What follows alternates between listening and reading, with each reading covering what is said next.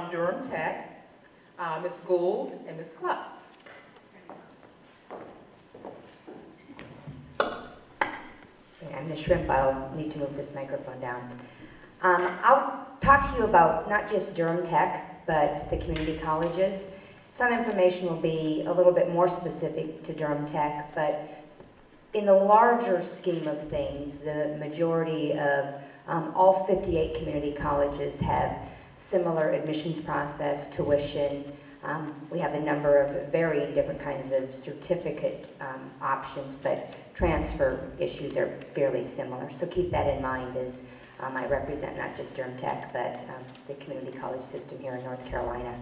I've had the great privilege of working in 5 different states at community colleges, so it's with a little bit of background that I say with pride, the North Carolina community college system has done a far better job than a majority of states in having a comprehensive articulation agreement and a common course library.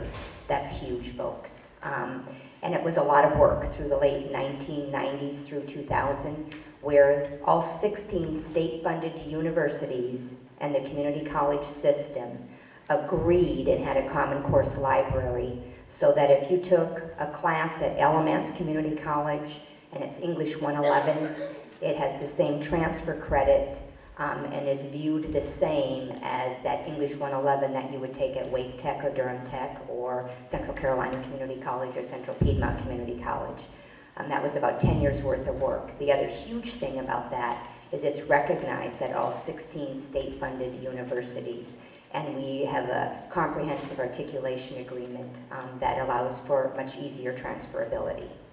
Having said that, let me give all of you students in the room and maybe parents a little bit of a brush stroke of what a community college experience can do for you.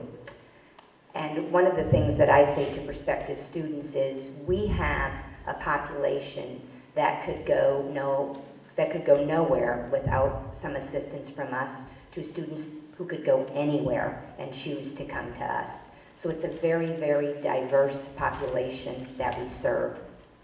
I'm going to address 5 things quite quickly, and my colleague that's here can help me as we do maybe some panel questions. But the first difference between the community college system in North Carolina and the public universities and private colleges here in North Carolina, or maybe even across the nation, is admissions. The community college system here in North Carolina, and it's pretty similar in all other 49 states, has what's called open admissions. Yeah, juniors don't get too excited because it does have its downside. Open admissions, the open door policy, means that if you have a high school degree or a GED, you are admitted. So unlike UNC and Elon and the other 15 public universities here in North Carolina and the private universities and colleges, we will admit you. Here's the challenging part. We do have guided placement.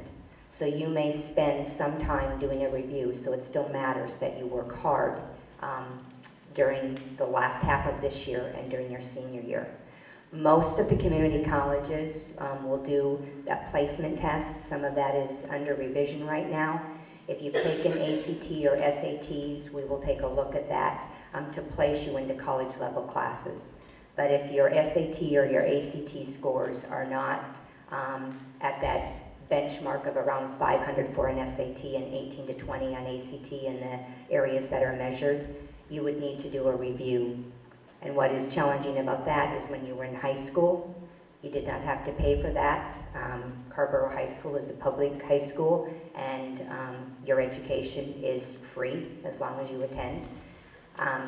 If you need a review because you didn't pay attention in high school, you'll have to pay tuition, and so you don't want to do that. We're working hard to make sure that students place into college level work. So that's one big difference between the community college system and the universities. You won't see that no admission slip. You might see, here's the list of 2 to 5 to 7 classes that you need to take before you can start taking courses that are in your certificate, diploma, or associate degree. So that's one thing looking at admissions. Second question that is often asked And very often, a very big myth is that if you go to a community college, it's easier. Couldn't be further from the truth.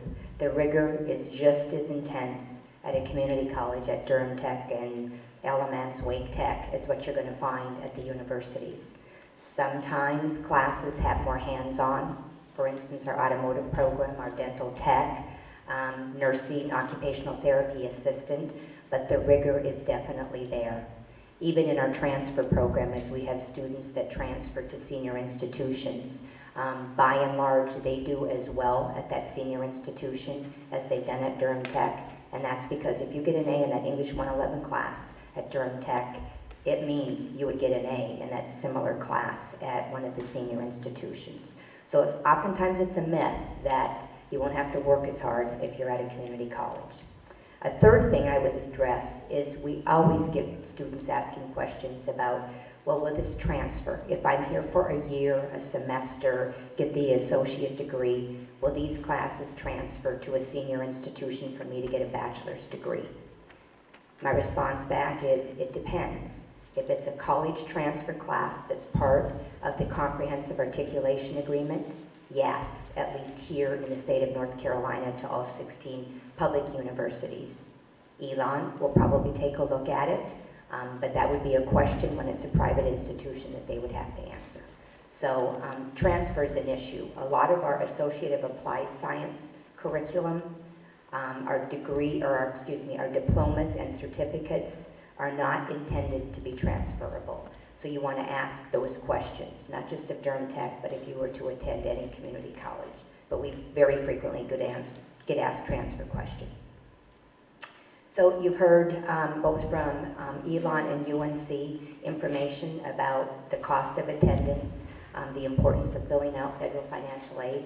The community colleges in North Carolina do receive federal financial aid, so we would encourage you to do that. Sometimes some of my colleagues at community colleges talk about the cost factor, the difference, the affordability of a community college compared to a senior institution.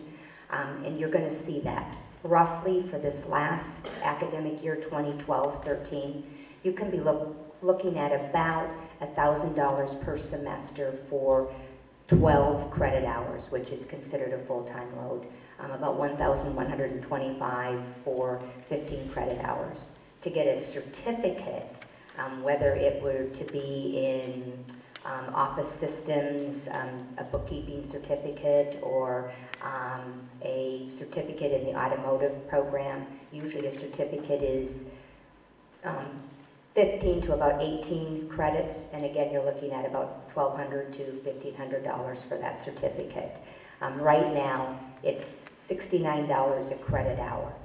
So there is an affordability piece, but I would add to that, at least at Durham Tech, there's no class that you would take that would have more than 35 students in it. So the faculty to student ratio is something to consider. Oftentimes we have a student that's admitted to a four-year institution where they would end up being in a dorm, and they've decided not wanting to do a gap year per se, but wanting to have one more year at home, get all their gen ed courses out of the way, and then looking at transferring. And then a part of your admission packet would be that you have a GPA and transfer credits from Durham Tech or another community college. So those are some issues related to cost. I've already addressed the transferability, and in our university transfer program, that program is intended to be the first half of a bachelor's degree. I'm careful to not say the first 2 years of a four-year degree, because a great number of students are now taking longer than 4 years to receive a bachelor's degree. But we do have what's called the Core 44, which is the gen ed component that transfers to the 16 state-funded universities and indicates that that student has completed the general education component. If you get the associate degree, Associate of Arts or Associate of Science, that's 64 credits, and that transfers in to a senior institution and gives you junior status. And again, that's part of the overall Comprehensive Articulation Agreement. So there are transferable options for students to consider. And the last thing I would say is that there's a wealth of other certificate, degrees, diplomas that are in the technical track that are very, very viable options to consider. And so again, just like both other individuals mentioned, you really want to take a look at the school and see what some of the technical, career and technical areas are. I'll leave with just a final comment. Patricia Gould is with me here this evening, and she directs the Career and College Promise program. All of the parents and students in the room, that is a possibility for you to begin to earn college credits while you're at the second half of your junior year, or probably what's more realistic, your senior year. And that is courses that could be taken towards one of our career and technical pathways, or one of the 4 pathways in our college transfer program that's tuition free. So it's something to think about, and Patricia can answer those questions if you would like. So it's another option to think about that may be a fit for some of you. Thanks.